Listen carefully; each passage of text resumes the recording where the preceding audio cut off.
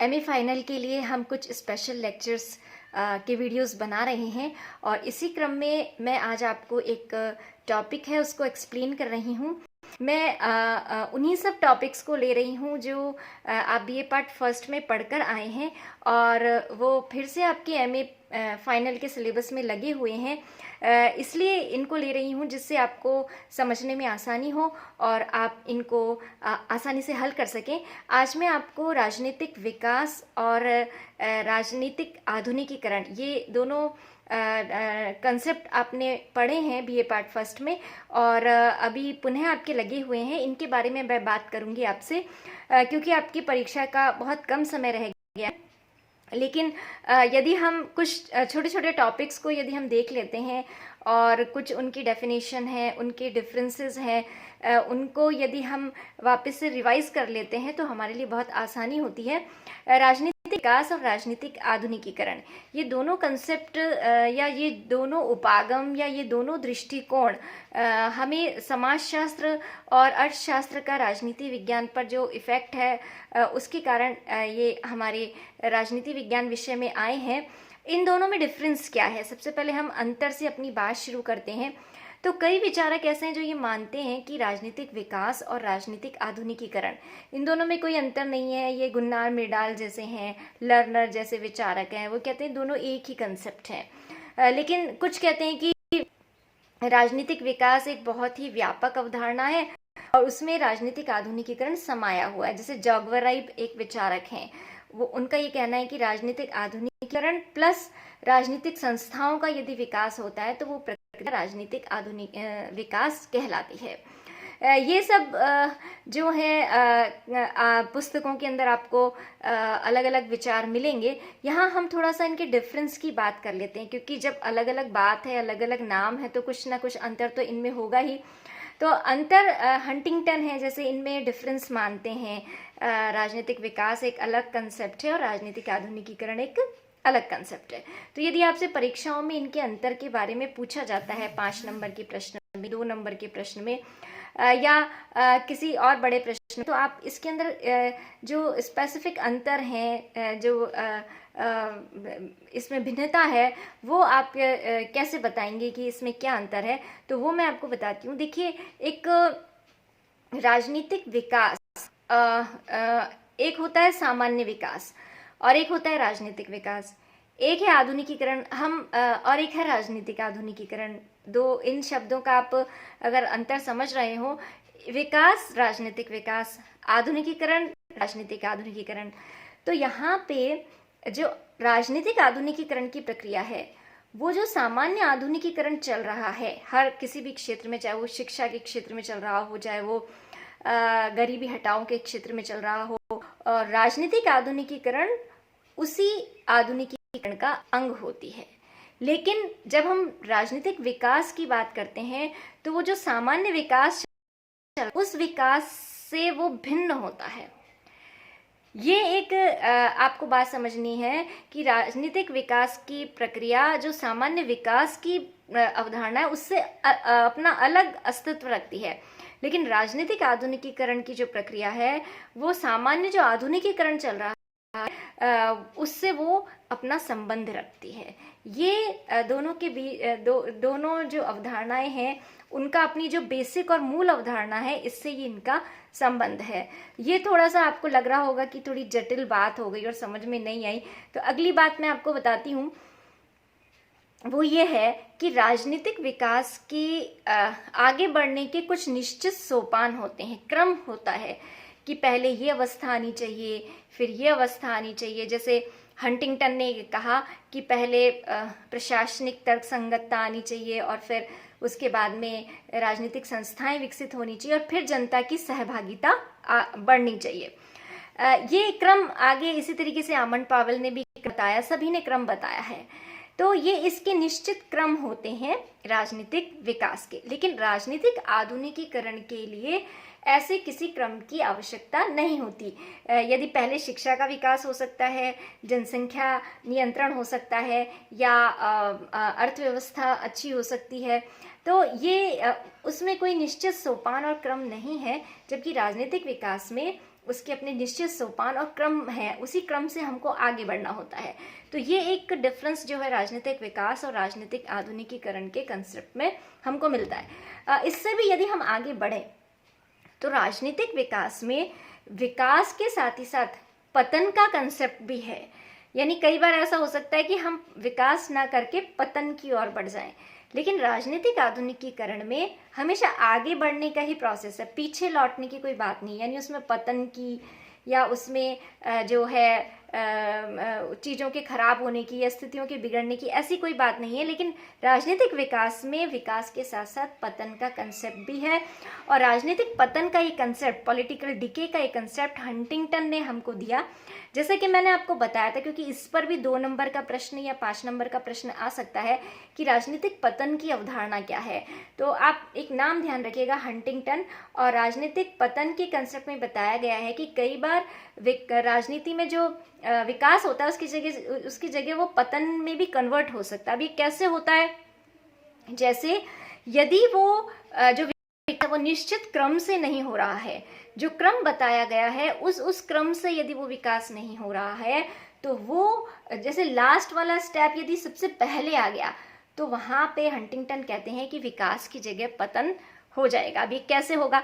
जैसे उन्होंने विकास के क्रम बताए कि पहले प्रशासनिक तर्क संगतता हो, फिर उसके बाद में राजनीतिक संस्थाओं का विकास हो, और फिर बताया जैसे जन सहभागिता फिर बढ़नी चाहिए। अब सपोज करिए जन सहभागिता का क्रम पहले हो गया, यानी उन जनता को इतना मोटिवेट किया, इतना उनको प्रचार प्रसार किया कि जन सहभागिता बहुत बढ़ गई, जनता बहुत जागरूक हो गई, सब कुछ एक्टिव हो गई सब कुछ करने में।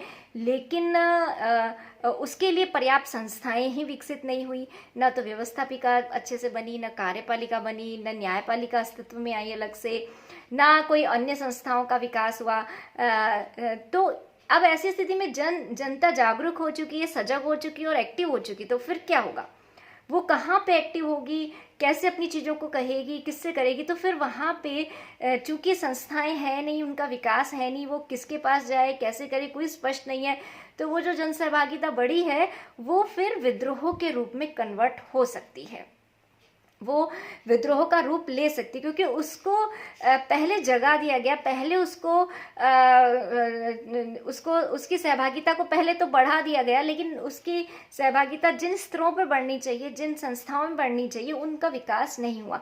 जैसे इसको हम कुछ इस तरीके से समझ सकते हैं, यदि वैसे कुछ एग्जाम्पल लें तो जैसे मान लीजिए हमने सब जगह इन्विटेशन कार्ड बांट दिए कि आज हमारे यहाँ ये फंक्शन है और इसमें ये कवि और ये जो है बड़े बड़े कवि, गायक, कलाकार और ये सब आएंगे। अब जनता तो बहुत इकट्ठी हो गई, हमने जो ऑडिटोरियम रखा या जो भी जगह प्लेस रखा, लेकिन हमने समय पर जो हमारे कवि, गायक, कलाकार उनको समय पर सूचित नहीं किया। और वो मान लीजिए किसी कारण से पहले हमें क्या करना चाहिए था? पहले हमें उनसे मिलना चाहिए था, उनसे स्वीकृति लेनी चाहिए थी, वो आ रहे हैं या नहीं आ रहे हैं। और हमने सबसे पहला स्टेप क्या किया कि सबको बता दिया। अब मान लीजिए उन्होंने असहमति व्यक्त कर दी बाद में कि हम नहीं आ रहे, और एंड टाइम पे वो नहीं आए, तो जनता जो सारी इकट्ठी हुई है जिस ऑडिटोरियम के सामने या जिस मंच के सामने, और जो जिसको बुलाया गया वो नहीं आए हैं, तो फिर क्या हश्र होगा वो आप सब जानते हैं, और उसकी क्या स्थिति होगी इससे आप सभी अवगत है। तो वहाँ पे वो चीज़ विकास ना हो करके जो है पतन में बदल जाएगी। फिर वो जहाँ विस्फोट और वो जो विद्रोह और जो जनता का गुस्सा फूटता है, वो जो है वो उस स्थिति में पहुँचता है। तो स्पष्ट है कि राजनीतिक विकास में राजनीतिक विकास के साथ साथ राजनीतिक पतन की अवधारणा भी सम्मिलित है, लेकिन राजनीतिक आधुनिकीकरण में ऐसी कोई बात नहीं है। राजनीतिक विकास में मूल रूप से क्या आता है और राजनीतिक आधुनिकीकरण में मूल रूप से क्या आता है, ये अगर क्योंकि आधुनिकीकरण में क्या आना चाहिए और विकास में क्या आना चाहिए, ये बातें हमको कई बार मिक्स हो जाती हैं और हमें पता नहीं लगता कि अलग चीज़ क्या है इसमें, किस तरीके से।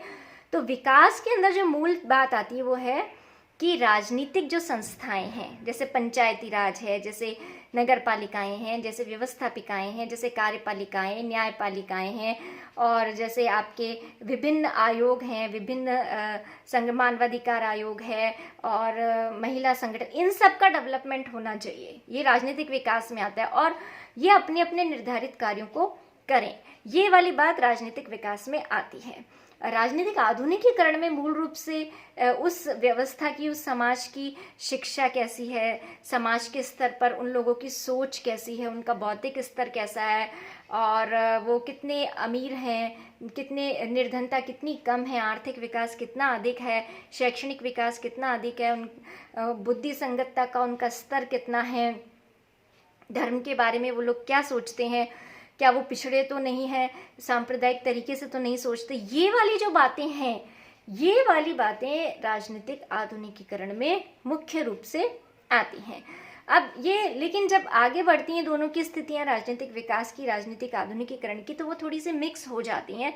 क्योंकि जब हम बात करते हैं जन सहभागिता की, इनकी, तो वहाँ पे जन सहभागिता वहाँ अधिक होती है जहाँ पे पढ़ा लिखे लोग हों, जहाँ पे गरीबी जो है वो कम हो, जहाँ पे सब उनकी लोगों का बुद्धि संगतता का स्तर अच्छा हो। तो आधुनिकीकरण बढ़ेगा तो डेवलपमेंट, पॉलिटिकल डेवलपमेंट भी, उसको भी गति मिलेगी। ये तो बात हुई एक सामान्य सी बातें जो हम करते हैं। मैं आपको यहाँ पे थोड़ा सा राजनीतिक विकास की जो टेक्निकल बातें हैं, तकनीकी बातें हैं, वो भी आपको थोड़ी सी बता देती हूँ, जो ल्यूशियन पाई ने बताई हैं और आमंड और पावेल ने बताई हैं।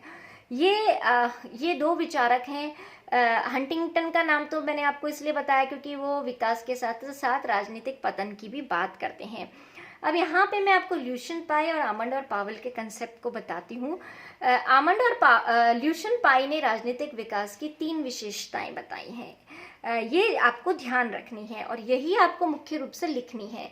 राजनीतिक विकास क्या क्या नहीं है ये पहले उन्होंने बताया है, लेकिन उसके बाद जो 3 विशेषताएं बताई हैं, समानता, क्षमता और विभिन्नीकरण, ये 3 शब्द आपको ध्यान में रखने हैं। अगर आपको कुछ भी नहीं आता है और आपके राजनीतिक विकास का कंसेप्ट यदि परीक्षा में आता है, तो आप ल्यूशियन पाई लिख करके उसके 3 कंसेप्ट के नाम लिख दें, समानता, क्षमता और विभिन्नीकरण। और आमंड और पावेल के बारे में भी मैं बताऊंगी कि उसमें क्या लिखना है आपको। तो इससे भी आपको काफ़ी जो है सहूलियत होगी और आपके जो कुछ नंबर जो हैं आपको उसके अंतर्गत मिल जाएंगे। समानता का मतलब है जनता के स्तर पर जो समानता है वो कितनी है, किसी विभिन्न लिंग, भाषा, जाति, इनके आधार पर भेद जो है वो कितना कम है, ये बात इसमें आती है।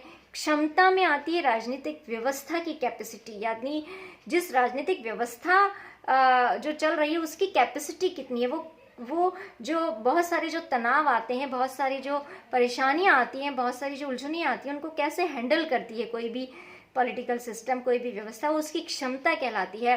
और विभिन्नीकरण का मतलब ये है कि अलग अलग कार्यों को करने के लिए अलग अलग संस्थाओं का विकास हुआ है या नहीं, न्याय करने के लिए न्यायपालिका अलग है या नहीं, कानून बनाने के लिए व्यवस्थापिका अलग है या नहीं, और कार्यपालिका कानूनों को लागू करने के लिए इन संस्थाओं का विकास हुआ है या नहीं। विभिन्नीकरण, ये विभेदीकरण, ये बात ल्यूशियन पाई ने कही कि राजनीतिक विकास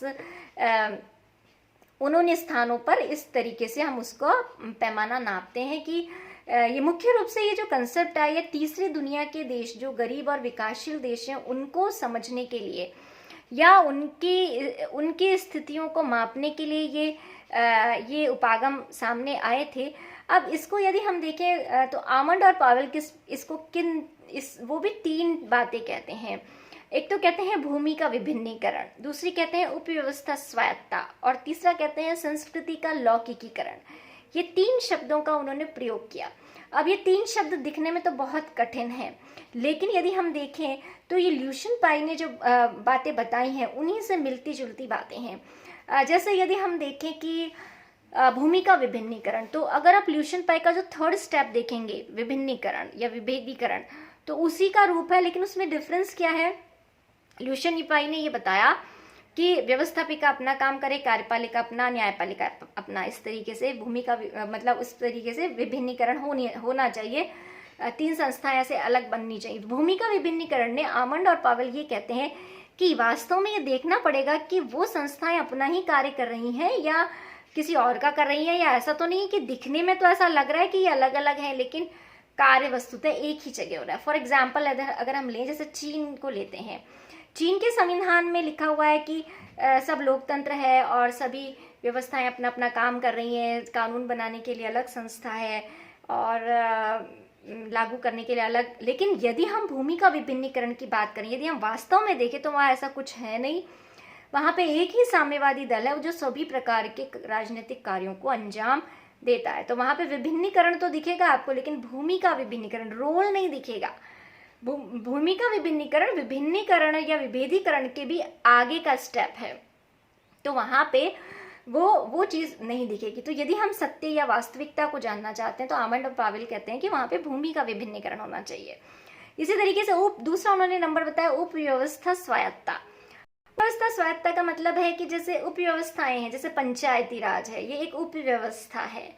जैसे केंद्र एक हमारी मुख्य व्यवस्था, उसके बाद में राज्य उपव्यवस्था है। जैसे नगर पालिका उपव्यवस्था है। इन उपव्यवस्थाओं को कितनी स्वायत्ता दी हुई है, अपना कार्य करने में कितने स्वतंत्र हैं, इनके पास इकोनॉमिक साधन कितने हैं, ये कितने स्वायत्त हैं। क्योंकि ये जितने स्वायत्त होंगे उतनी ही व्यवस्था की कैपेसिटी बढ़ेगी, क्षमता बढ़ेगी। यदि पंचायतों को हम स्वायत्त बनाएंगे तो हमारी पूरे भारत की जो कैपेसिटी है, जो हमारी क्षमता है, उसका विकास होगा। तो ल्यूशियन पाई ने जो दूसरा नंबर दिया था क्षमता का, उसको आमंड पावेल ने कहा उपव्यवस्था स्वायत्ता करके उन्होंने उस क्षमता को बढ़ाया। हालांकि दोनों अलग अलग बातें कर रहे हैं, लेकिन वो उसको और खोल कर बात कर रहे हैं।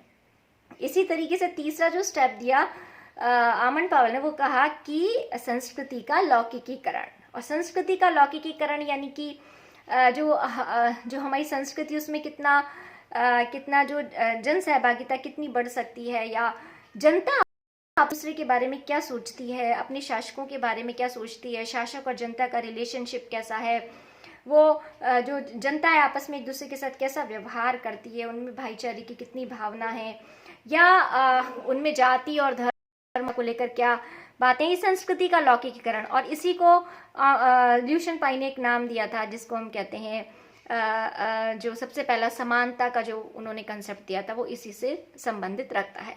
तो ये राजनीतिक विकास की विशेषताएं बताई गई हैं जो ल्यूशियन पाई और आमंड पावेल ने बताई हैं। इनके बीच में ये ही प्रक्रिया जो है राजनीतिक विकास की आगे बढ़ती है। और इसके अंतर्गत आप देखिए मुख्य रूप से एक ही बात सामने आती है, और वो ये बात सामने आती है कि राजनीतिक संस्थाओं का विकास कितना हुआ है। राजनीतिक संस्थाएं जो विकसित हुई हैं, इनकी जो प्रक्रिया है, ये जो कार्य कर रही हैं, ये उस कार्य को उसी जिसके लिए कार्य कर रही हैं, या वो कोई अलग कार्य कर रही हैं। तो ये सब बातें राजनीतिक विकास के अंदर देखी जाती हैं। अब जो गरीब देश हैं, अल्प विकसित, और जो 1945 के बाद आज़ाद हुए, उनके विकास की स्थिति को मापने के लिए इसी इन इंडिकेटर्स को इस्तेमाल किया गया। कि जैसे पाकिस्तान, जैसे और कई अन्य देश हैं, जैसे एशिया अफ्रीका देश है, उनमें जब हम राजनीति की बात करें तो वहाँ इन सब पैमानों से ये नापा गया कि यहाँ पे क्या ये व्यवस्थाएं बनी हैं या नहीं बनी हैं। तो इनसे उनकी माप की गई और इनसे उनका कंपैरिजन किया गया, तुलना की गई। तो तुलनात्मक राजनीति के लिए भी ये बहुत बढ़िया दृष्टिकोण रहे कि अगर हमें किसी एक व्यवस्था की किसी दूसरी व्यवस्था से तुलना करनी हो तो इन आधारों पर हम इनसे तुलना कर सकते हैं। लेकिन इन उपागमों की आलोचना क्यों हुई, इनको क्रिटिसाइज क्यों किया गया? इनको क्रिटिसाइज इसलिए किया गया क्योंकि ये कहा गया कि राजनीतिक विकास में जो स्टेप्स बताए गए वो स्टेप्स हैं जो पश्चिमी व्यवस्थापकों ने हमको बताए कि ऐसे ऐसे करके विकास होगा। अगर हम अपनी तरफ से, या जो गरीब और पिछड़े देश हैं वो अपनी तरफ से विकास का कोई अपना मापदंड रखते हैं, तो उसको उन्होंने वो नहीं माना। तो जैसे जैसे अमेरिका ने डेवलपमेंट किया, जैसे जैसे इंग्लैंड ने डेवलपमेंट किया, जैसे जैसे फ्रांस ने डेवलपमेंट किया, उसी से कहा गया कि ऐसे ऐसे भारत भी करेगा,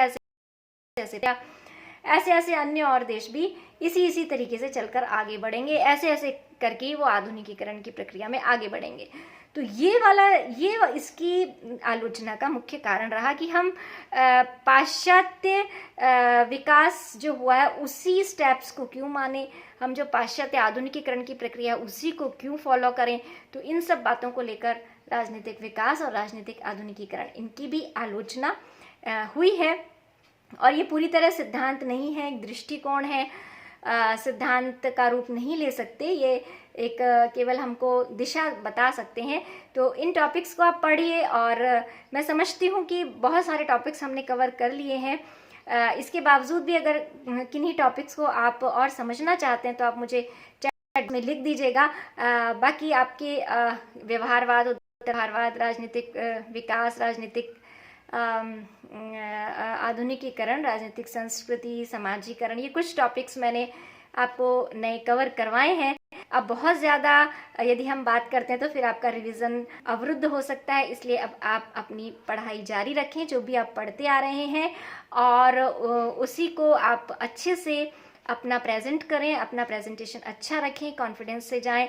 कुछ छोटी छोटी बातें, समूह सिद्धांत, वितरणात्मक उपागम और अभिजन सिद्धांत, इनकी डेफिनेशंस बहुत आसान है।